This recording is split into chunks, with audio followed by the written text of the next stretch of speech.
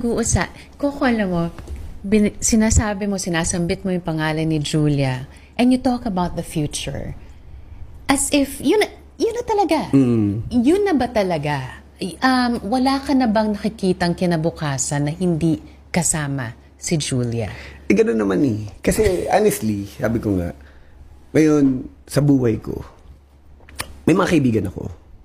Pero sabi ko nga, syempre tayo bilang tao, mas masarap ang maging partner mo o maging best friend mo, yung makakasama mo sa buhay mo. Kasi kayo lagi magkasama eh. Pag nangangarap kayo, kayo magkasama. Pag nagkukwentuhan kayo, kayo magkasama.